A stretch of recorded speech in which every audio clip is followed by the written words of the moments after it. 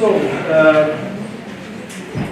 let's move on now to the next stage of our seminar with the discussion. As discussants, we have with us Stefan Jonsson, who is professor of ethnicity at Linköping University, the author of numerous books, recently one on democracy and the masses with Columbia University Press. And Stefan is also, as you all know, a very, very important cultural critic in Swedish public debate. And I have on my other side Ulf Pettersson, well-known political science, professor of political science, and one of the leading experts on questions of democracy and power. So we look now very much forward to your commentaries. And Stefan, please begin. Thank you. I want to thank Institutet for Framtidsstudier for inviting me. It's an honor to be able to try to say a few things about Chantal Mouffe's extremely interesting intervention, and it's a great pleasure. I'm going to try to say something about why I think this is important to us, and then bring up 2 points, I think, for discussion. Strategy. Were we to choose one term that circumscribes Chantal Mouffe's intellectual endeavor, it would be this one, I think, strategy. As understood in the path-breaking work she co-authored with Ernesto Laclau in 1985, Hegemony and Socialist Strategy. Like most social and political theories, Mouffe engages in explanation, interpretation, criticism, and theory, but above all, in the development of a viable political strategy, and I think we have received an example of that here today. This accounts for the spirit of urgency that animates her work, and it also explains why her arguments insert themselves into ongoing debates, where they often come to serve as reference points for others. These arguments, bold and fearless, stake out a course towards the realization of an ideal or normative framework which Mouffe since long back calls radical democracy. Mouffe's political strategy for an agonistic politics and for the ideal of radical democracy derives its rationale and urgency from the observation that we've heard today that contemporary politics as such, that is, political leaders, officials, parties, and organizations, has become blind to its own foundation in the political, that is, the dynamic of inclusion and exclusion that serves to constitute any political order and that reveals the contingent and changeable nature of any political community.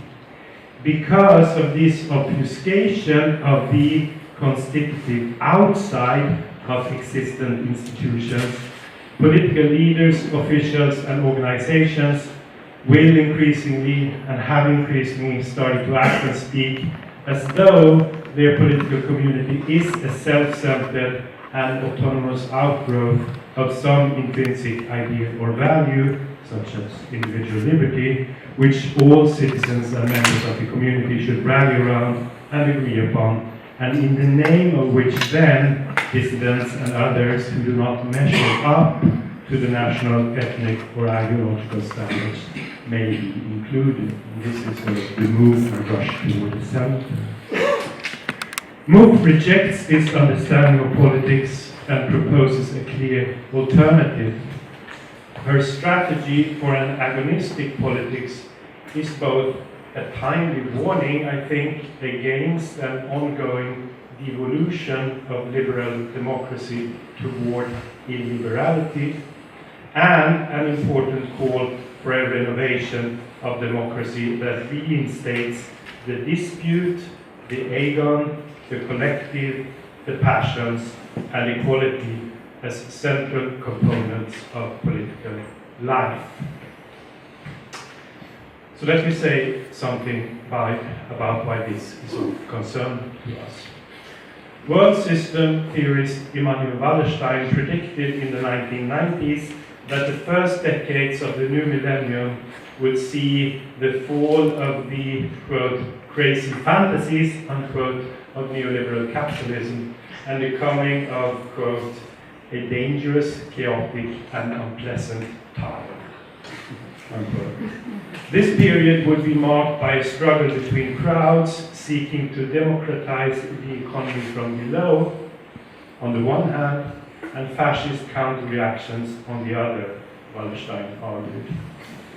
This is precisely the conflict that, as we speak, is playing itself out in Ukraine in a struggle overdetermined and reshaped beyond recognition by unprecedented and sinister geopolitical pressures. Alain Berthaud, a French anthropologist, apparently had a similar inkling as Wallerstein did back then. Sensing that the 1990s entailed the start of a new political cycle characterized by social unrest, Berthaud began collecting, as he stated it, uprisings and rebellions. Not just in the West, but in Madagascar, Sri Lanka, China, Guadeloupe, Algeria, and indeed everywhere else. The result was published in a book called Le Temps des Émeutes, The Age of Riots, from 2009. Like earlier crowd theorists, Berthaud argued that uprisings follow patterns. They are often ignited by the violent death of a young man at the hands of law enforcement, or they start out as peaceful protests, which turn violent because of police intervention. Most often, however, riots are sparked when life becomes too expensive. Today, as in Victor Hugo's Paris, price hikes on basic public services are the main causes of revolt. So what do these rebellions and riots signify? They constitute a geography of anger that testifies to the bankruptcy of our political institutions. That we live in an age of riots, then, would suggest that we no longer, or still do not, live in an age of democracy. Riots, uprisings, rebellions, no matter whether they happen in formal democracies or in dictatorships, indicate a monumental loss of legitimacy. And Chantal Mouffe's work is immensely helpful in this regard, for it allows us to understand the constitutive roles of the passions and of antagonisms in these events. As Mouffe argues, social scientists and commentators who see Western-style liberal democracy as a model for all societies are proven wrong by this new geography of anger.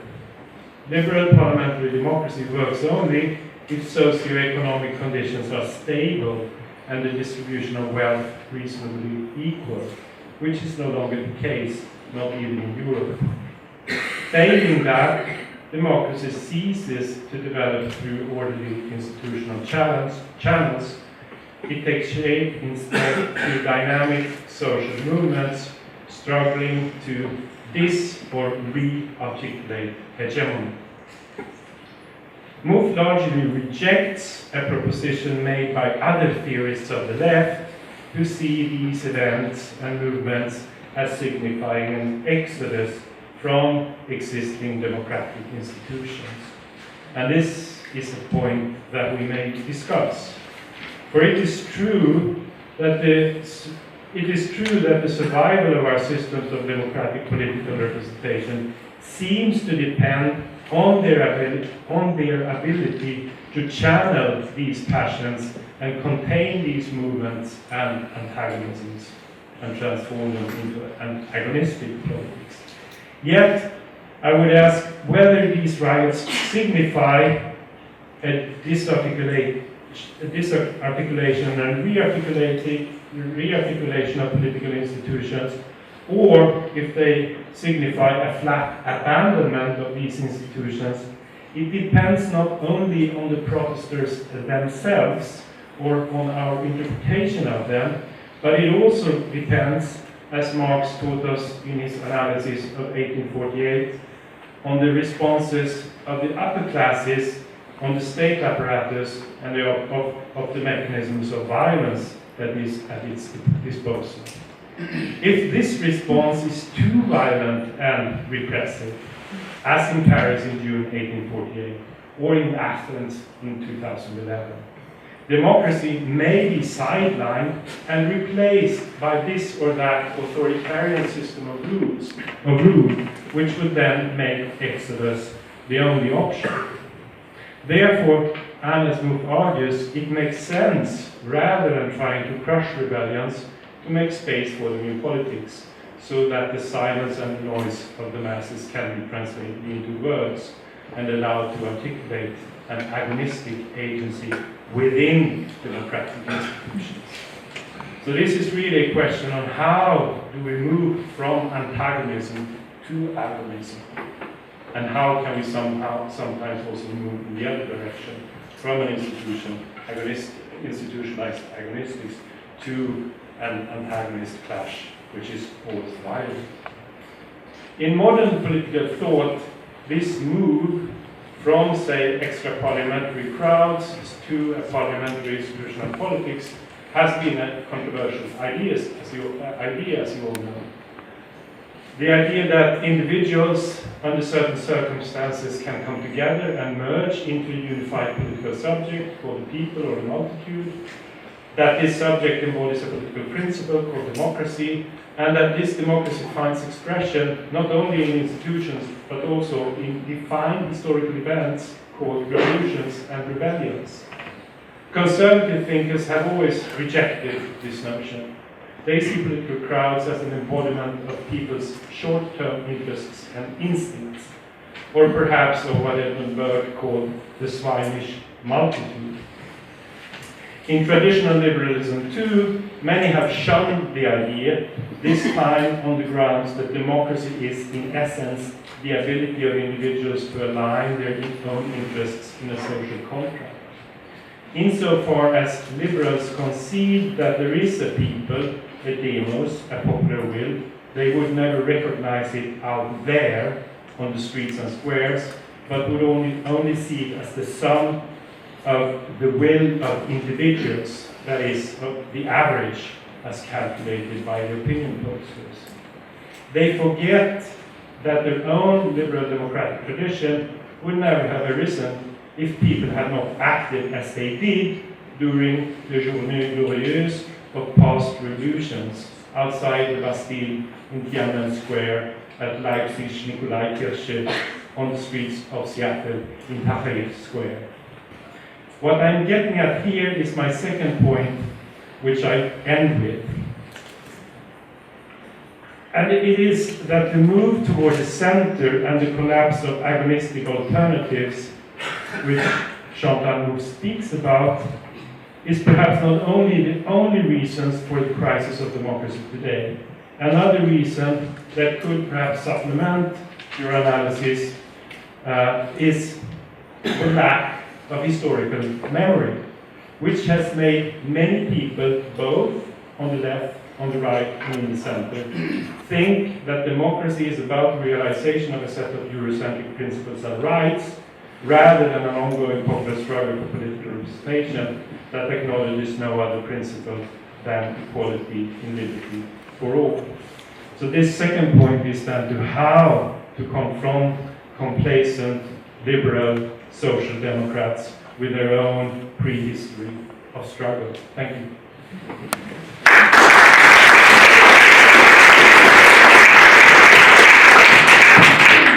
Thank you very much, Stefan. We just decided that we'll take both the comments in one flow, and then we'll go back to Chantal. Thank you. Thank you very much. Could you hear me? Sure. Okay. Can you hear me now? Yeah. I think the success of Chantal Mouffe is partly explained by her ability to formulate a research problem that could not have been more fundamental and important to us. The title of the seminar, What is the Future of Democracy? And the discussion of how the representative institutions Do they have to be replaced by some other organization? Or is it possible to reform representative institutions? And not only has she been able to formulate this important question both for research and for public debate, but also given us some answers that invite us to reflect upon the important questions of democratic theory and the political situation in today's world. I think my own position is that I would have a slightly different theoretical, philosophical vantage point to discuss the possibility of constructing political we's without bringing in adversaries. But I think we leave that, and I say, much to my surprise, I agree with many of Chantal Mouffe's conclusions. And the question is how, as a political scientist, I study power and democracy, how we can organize institutions and society to give citizens power into this world. And my own research has been not only Eurocentric but Swedocentric, studying the problems of democracy in Sweden. But I think there is an excuse for it, even defense, that political scientist Herbert Tingsten wrote in one of the classic studies of Swedish democracy that maybe it's a problem for democracy that liberal democracy and representative institutions won its victory too easily. It was very much because of the old structures that lost almost a century ago. The emperor disappeared, old kingdoms just fell together. That new institution would create, without the defenders of democracy really had to think through how representative institutions would work in practical aspects. So in a country which has general suffrage, representative institution, basic rights and freedoms, there are still problems of democracy. And many of them center around this observation, which is we found in Chantal Mouffe's book, latest book, and she also quoted it here. One of the mottos of the protester was, "We have a vote, but we don't have a voice."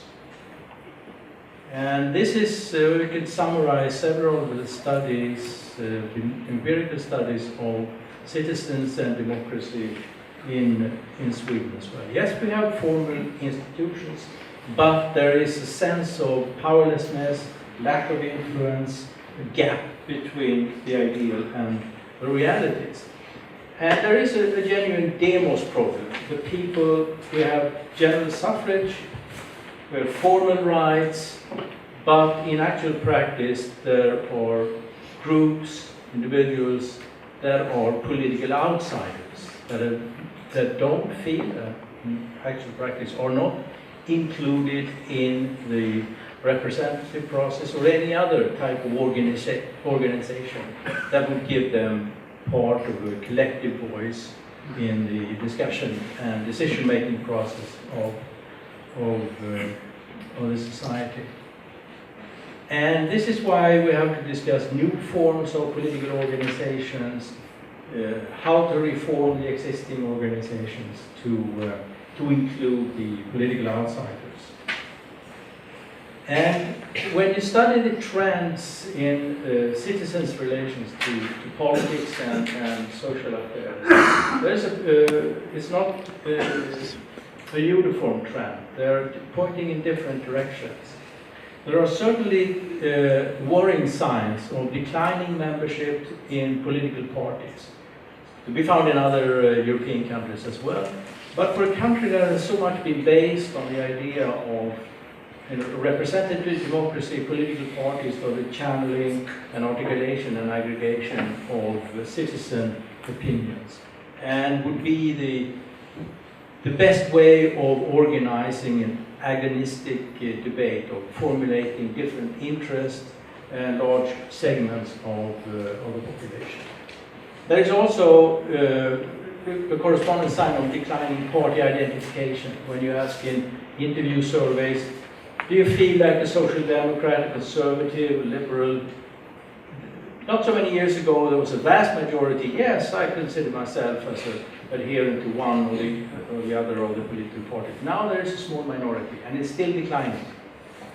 So that means we have political parties that seem to be strong because they're subsidized by the state, they have a strong institutional status in the institutions, but they gradually lack their base in the population.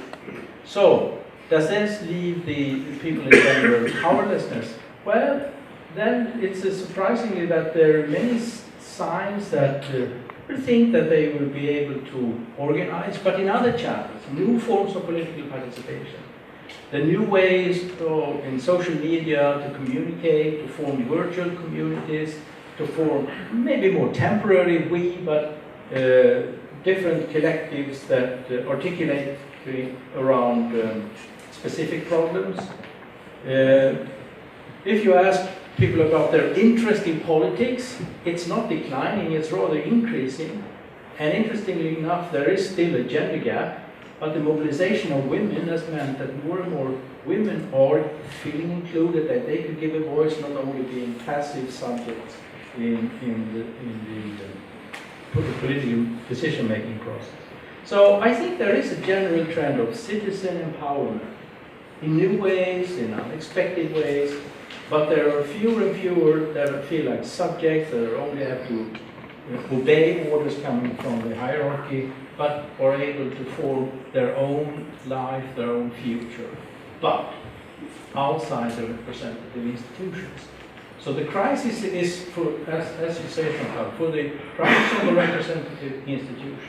And now we come to the general breakdown of, the lessons from the breakdown of democratic regimes. Because we know, not so many decades ago from this continent, also from Latin America, that the political system that seemed not a stable democracy could fail and being taken over by authoritarian, totalitarian regimes.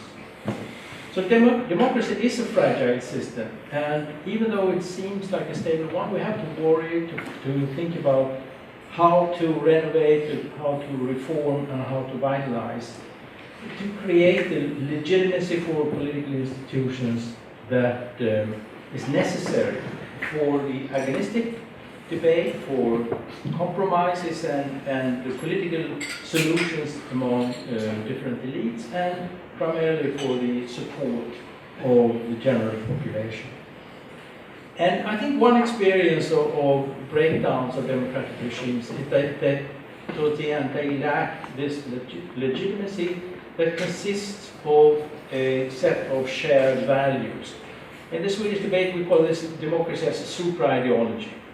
That we can disagree on many different points, but we agree on some basic rules of the game when it comes to democratic debate and democratic decision making. And this is why I think it would be interesting to hear you have a slightly negative view on consensus. It's a consensus on the center, and I understand you interpret it as a neoliberal, and that we're lacking a left-wing, to call it a populist alternative. I can see that point. But if you look at this legitimacy, the super-ideology, this is not a static concept. It has developed over time, because 100 years ago people disagreed on representative democracy. There was a skepticism on the left, there was a revolutionary alternative, there was definitely a skepticism on the conservative side. They didn't want people to decide over so important cases like the state. But eventually there was a consensus of all major political forces that representative democracy was the best, relatively best way of solving political conflicts. And gradually, not gender equality, social welfare, sustainability could be said to be formed a part of this consensus. And that doesn't mean that political conflict stops, but because there are constantly new issues. There are new conflicts that maybe sooner or later might end up in some consensus that go into this supra-ideology. That would be interesting to hear if you think this is something good or something bad for a democratic society? Does it reduce vitality? Does it hamper debate? Or is it a necessary prerequisite for the future of democracy? And I would like to point out to some other important points that you made. From the anti-globalization movement, to say another world is possible. And you say that the problem with modern democratic societies is not their ethical, political principles of liberty and equality, but the fact that these principles are not put into practice. And you put it to the Syriza movement. The aim is clearly not the demise of liberal democratic institutions, but their transformation to make them a vehicle for the expression of popular demands. And this is my question, exactly how? You say that you have to combine horizontal and vertical civil society and representative institutions. Is that possible to vitalize old representative institutions, old political parties, or do they have to be new types of organization? And the way to organize an agonistic system, I understand that you think that you lack one alternative on the left. The best way of vitalizing the debate is to have a stronger voice on the left, what you call a new populist movement on the left. But does it, a real, you would say, an agonistic debate is about real alternatives. Does it also take some institutional reform? You are skeptical towards deliberative democracy. You don't mention public sphere, Öffentlichkeit, the offentlighet type of debate. Do you see some other arenas for political debate, some other ways of formulating political alternatives? I'm very curious to see, do we need some experiments, learning, trial and error? Does it take constitutional change? Or is it more simply, or maybe that's a basic issue, that to correct the imbalance in the present political debate? And I would also like to ask you this slightly provocative term of populist left.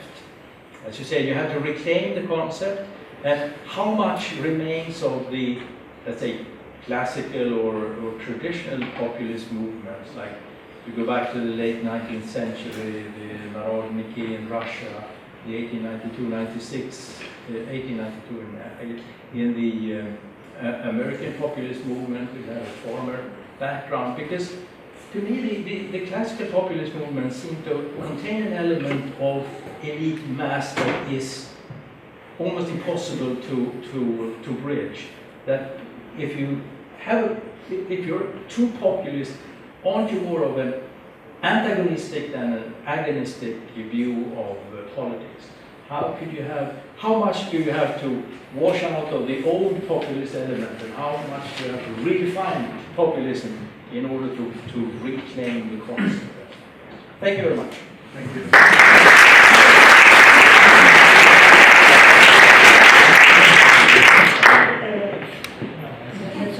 Can you hear me? No. No, I don't. No, But but it's possible. Is it turned on? Yes, well, okay, it's not a new. So you can't definitively hear me, no? No. Okay, well then I'll let you. Yeah, I'm going. It's okay now? Yeah. Okay, well, I'm going to answer first the last comment, and then I'm going to step back. Well, I think that, I can see where we've got fundamental, even if we've got some political agreement, we've got basically a fundamental theoretical disagreement with respect to philosophical one. But I think that I don't want to enter into that because it will take us too long. But I'm just going to show where they can manifest themselves. But I think your narrative is a bit too optimistic. And for instance, when you say liberal democracy in Sweden, well, that of course I correct, but it won't easily. And you say that I found that particularly, they are still problem with democracy. So you seem to have a view that kind of philosophy of history in which we are on the way towards the democracy, and so there are still problems. But we've got to fight to, and for instance, at the end also you say correct the imbalance. So it's kind of a way which is already indicated. But I think that the current situation is much more problematic than that. It's not that there are still problems of democracy. We are today going through a process of de-democratization. I mean, there's been a real setback. The situation, and of course I couldn't speak for Sweden, but I have the impression for what I know that this is the same. But I tell you, I've been living most of my adult life in Britain, and I have seen how things have changed. When I arrived in Britain, it was under, social democratic kind of hegemony, and then of course came Margaret Thatcher, and I have seen. I wouldn't say that today there are still problems with democracy. I think today there are new, particularly terrible problem with democracy because there's been a real setback. If we compare the situation today, under neoliberal hegemony, with the situation under social democratic hegemony, and I think that's definitely the case also for Sweden, there are no serious problem with new problem. A lot of rights which existed, which had been won, have been taken away. And all this process of privatization, and so it's not that there are still problems. We really have a serious setback in many areas, and this is why I think that we need to, and of course I don't want to romanticize social democracy. There were problems with social democracy. For instance, in Britain, clearly one of the reasons for which Margaret Thatcher was able to win hegemony is because she managed to use, there were reactions in Britain about the collectivist and bureaucratic way in which social democracy had been installed, and a lot of people resented that. So this is why the discourse of liberty and choice and good work, and why she was able to win the important sector of the working class to this project. So it's not a question of romanticizing social democracy, but definitely social democracy was much better than liberal democracy, neoliberal democracy today. So we are really fighting.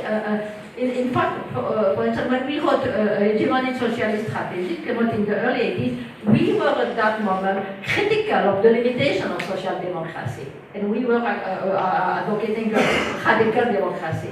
Today we find ourselves in the paradoxical situation of having to fight, to defend those things that we thought were not radical enough at that moment, and I think that this is the situation. So I've got a view which is really, the history is not going necessarily into a direction with some moment in which things are, a bit slower. No, we are having to react against something which is really a process of de-democratization. And that's why we need to revivify the idea of democracy. So that would be probably my main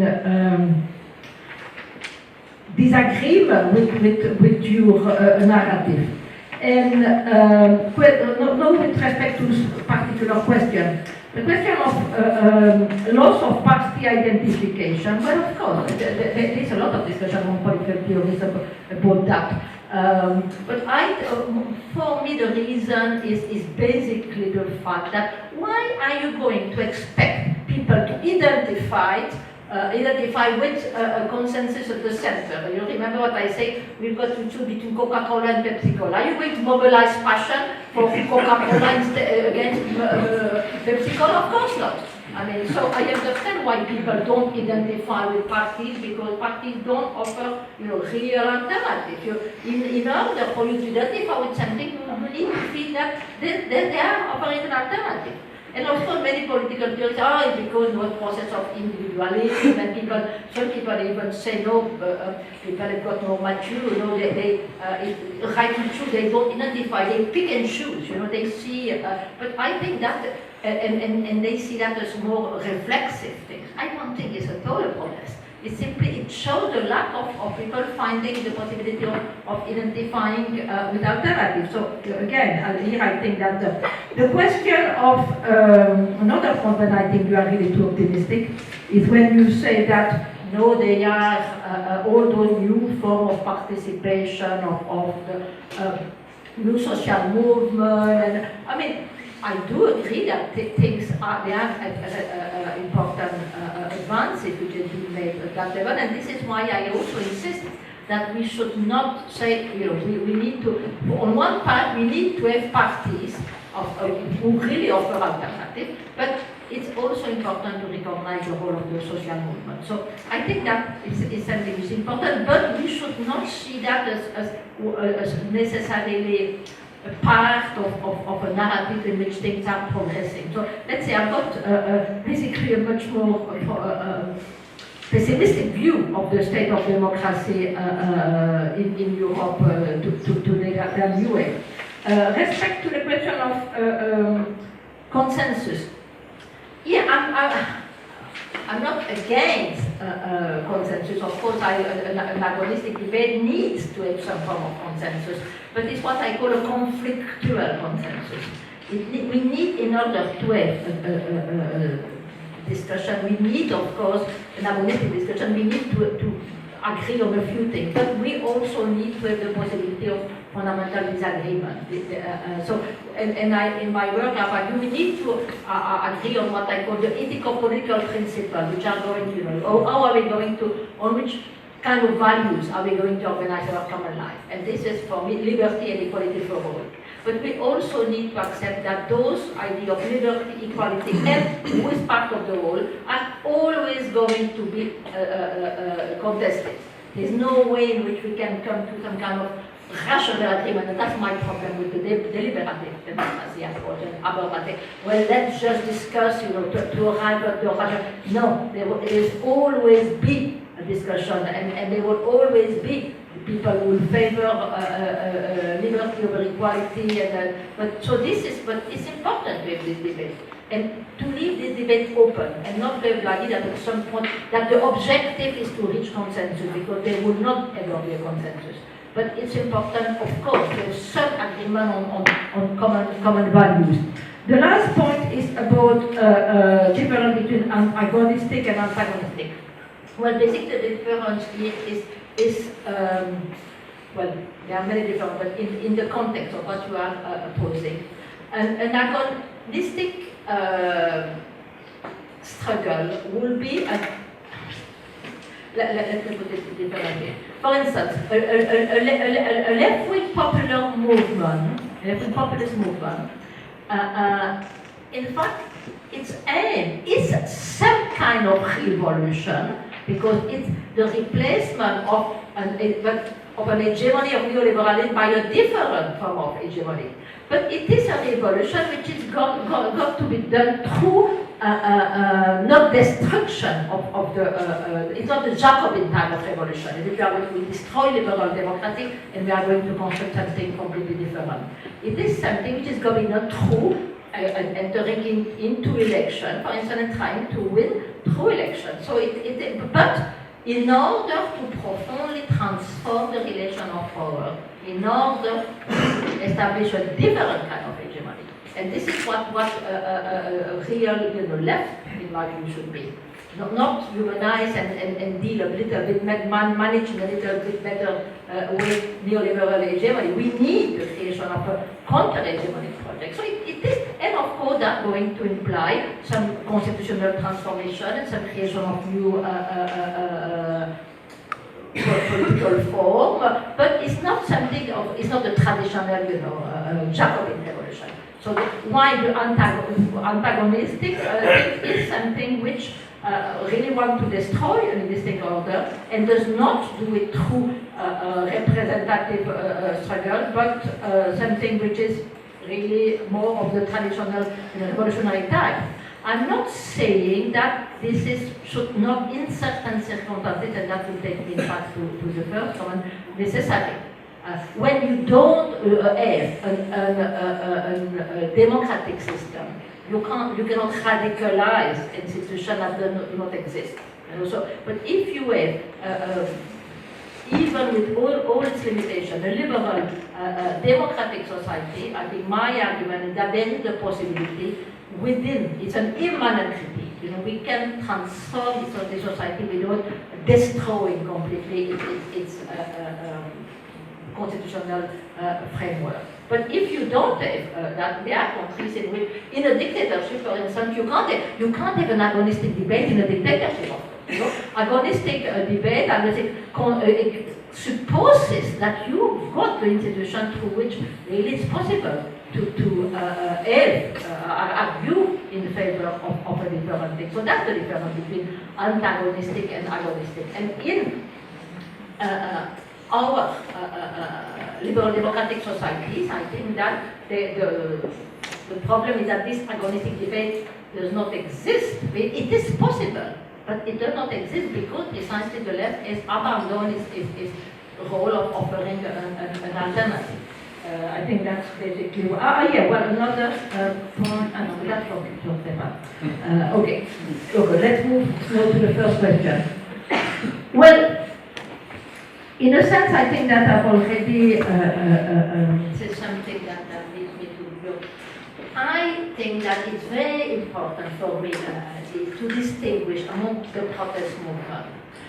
Protest movement in countries like Egypt or in countries which don't have the democratic system, and protest movement in liberal democratic societies. And my argument, of course, was only with protest movement in liberal democratic societies, because I think that it's only when you have the institution that will give the possibility of an agonistic type of confrontation, that I think it's what is needed is the situation of is agonistic. But there has been a tendency, which I'm very critical of, to put all those movements. Look, it began in people are putting together, and I find that really amazing. They